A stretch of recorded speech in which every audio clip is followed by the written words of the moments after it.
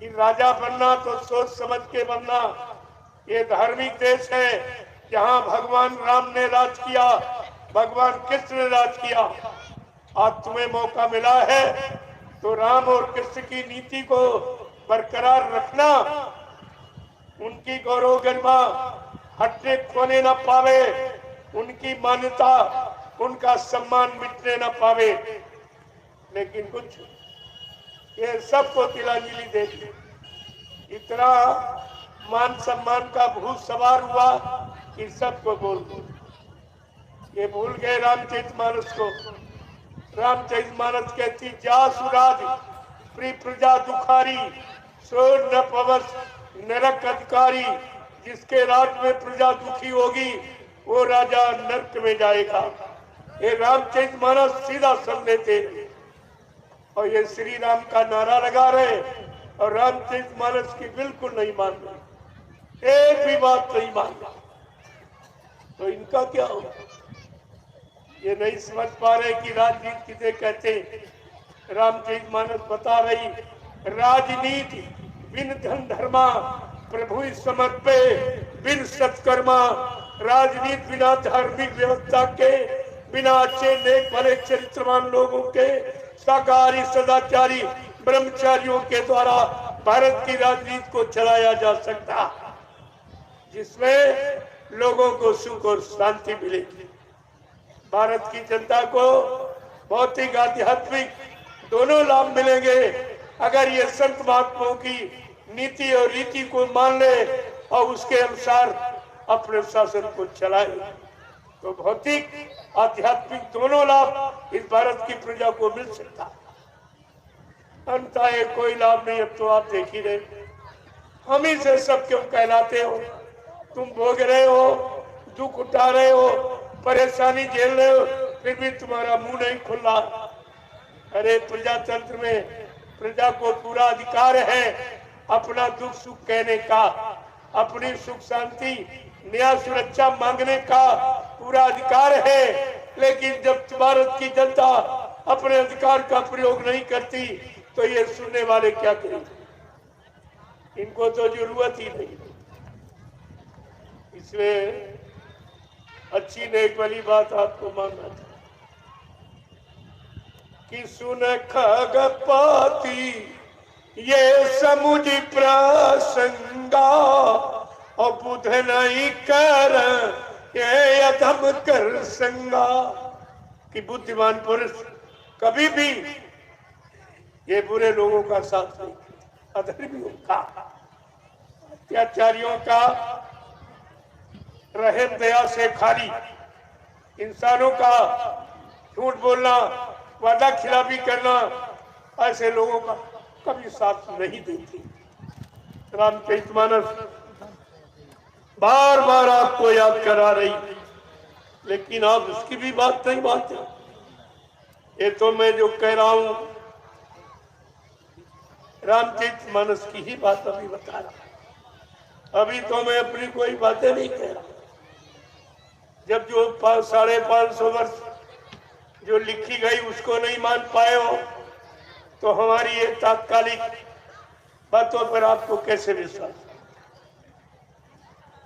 जब उनको मान लोगे, समझ लोगे, तो मेरी भी बात आपकी समझ में आएगी। क्योंकि मैं कुछ अपने से नहीं कहता हूं, जो संत महापुरुषों के वचन है, जो इन किताबों में लिखे गए, अभी तो मैं उन्हीं की चर्चा कर रहा हूं। क्योंकि आप उन्हीं को नहीं मान पाए हो तो हमारी बात आप कैसे मान लो?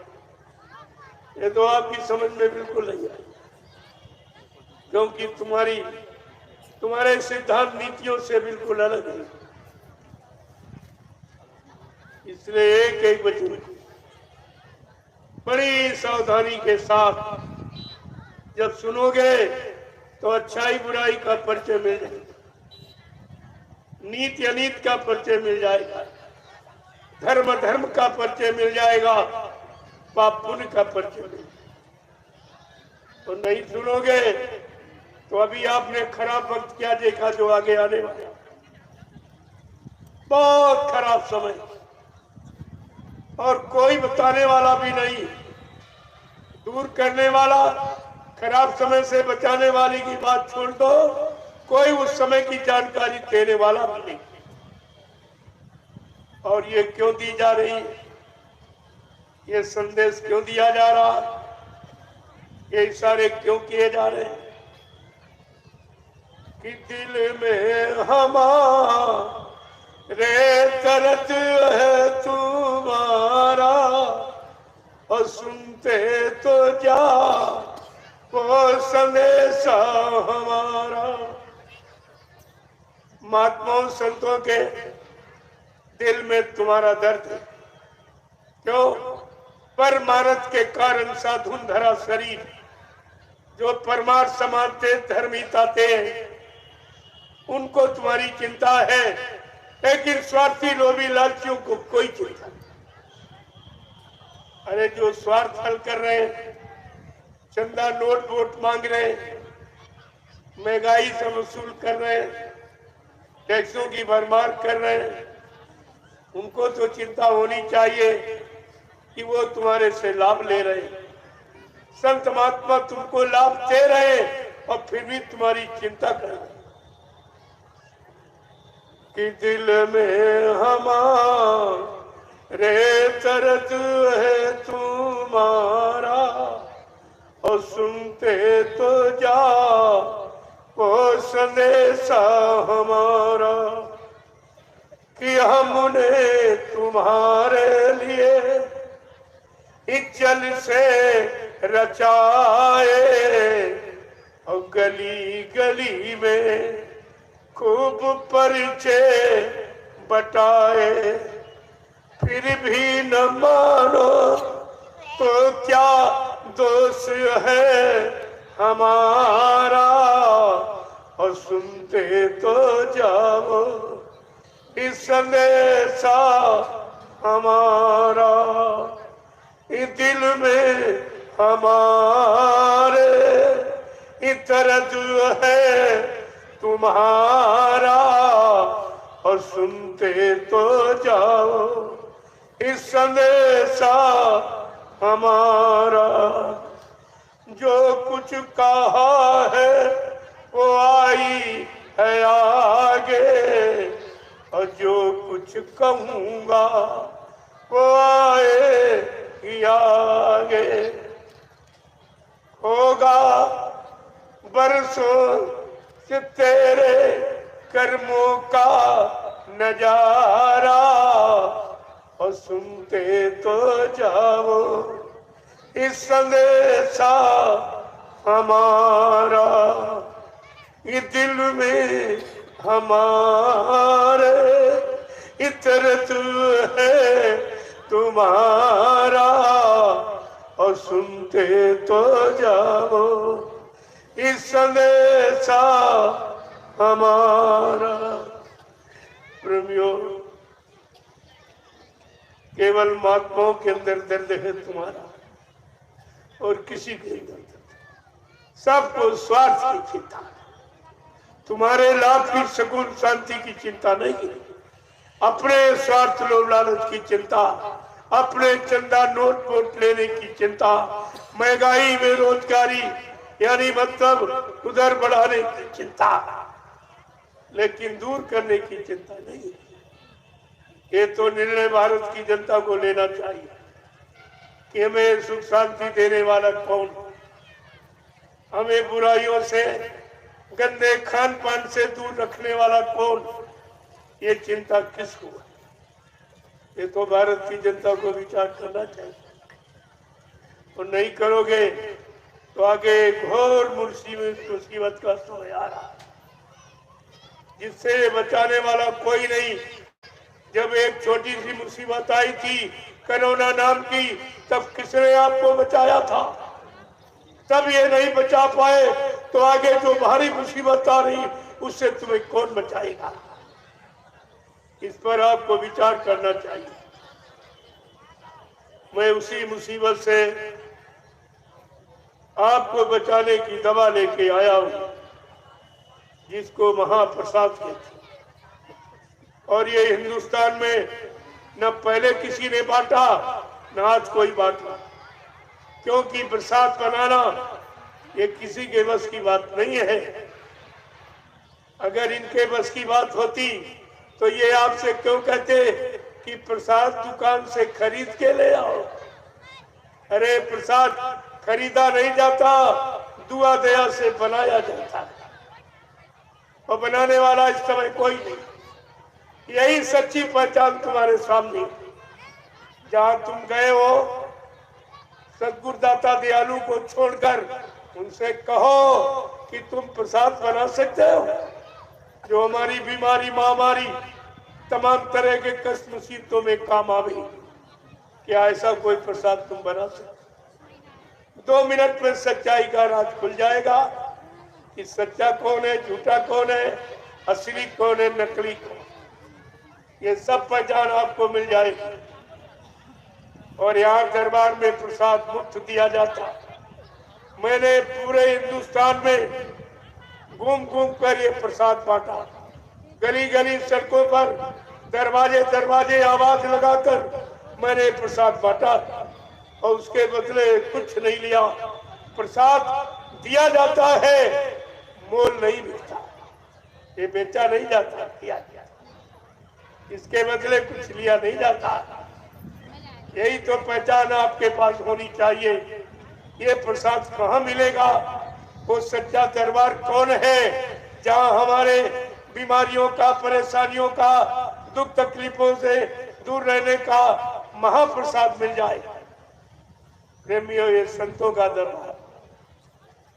दरबार में सच्चे सदगुरु के दुख दर्द मिटाए जाते हैं।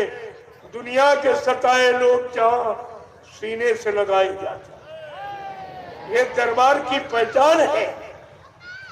और तुम दुकानों पर समय नष्ट करते हो, दरबार में आते नहीं। जहाँ मुफ्त मिलता है वहाँ आते नहीं हो, जहाँ मोल बिकता है वहाँ खरीदने जाते। ये तुम्हारी उल्टी मती है। अच्छाई सच्चाई तुम्हारी समझ में आती नहीं। क्यों? विनाश करे विपरीत बुद्धि। जब जिनका विनाश होने को होता उनकी बुद्धि विपरीत दिशा में कार्य करती। कितनी अच्छी नेक भली बात बताओ उनके हित की, उनकी समझ में नहीं आता।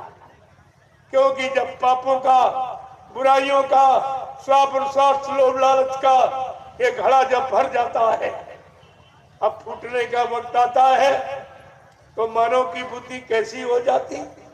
जब जैसी हो तबता तब तैसी मति होए, और काल रेख की लेख को मेट सके नहीं कोई। जो काल ने कलम चला दी तुम्हारे पाप पुण्य कर्मों की सजा पाने, उसका समय आ गया, घड़ा भर गया।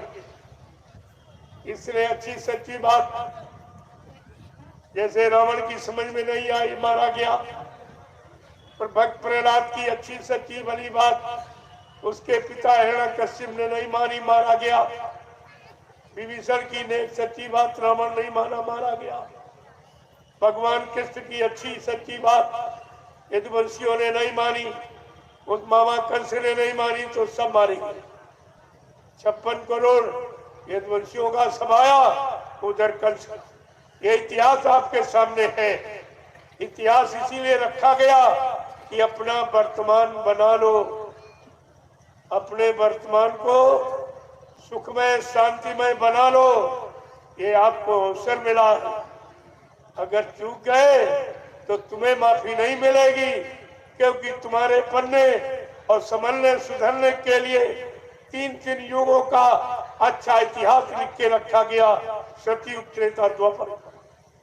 फिर भी आप अच्छे नहीं बन पाए, नेक भले नहीं बन पाए, चरित्रवान नहीं बन पाए, सच्चे ईमानदार नहीं बन पाए, तो विनाश के सिवा आपके हाथ और कुछ लगने वाला नहीं। इस बात को बराबर ध्यान दें। इसलिए महापुरुषों ने कहा ये लाभ कहाँ मिलेगा? क्या कोई दुकान लगी है दुनिया में इसकी? क्या कोई संघ संगठन बना है? क्या कोई और धार्मिक संस्था ये काम कर रही है? कोई नहीं। धर्म की चर्चा करते केवल स्वार्थ लोभ लालच की। दान दक्षिणा, रुपया पैसा, सामान लेने के लिए। लेकिन आज ये जय गुरुदेव धर्म प्रचारक संस्था मथुरा भारत, जो धर्म के लिए, मानवता, इंसानियत के लिए, प्रेम प्यार मोहब्बत सेवा दिया सदाचार परमात्मा की यादगार कराने के लिए, माँ बहन बेटी की परख पहचान की, सबको सुख शांति में बनाने के लिए, शाकाहारी सदाचारी ब्रह्मचारी का सच्चा उपदेश करने के लिए ये जो तैयार की थी बाबा जय गुरुदेव जी महाराज।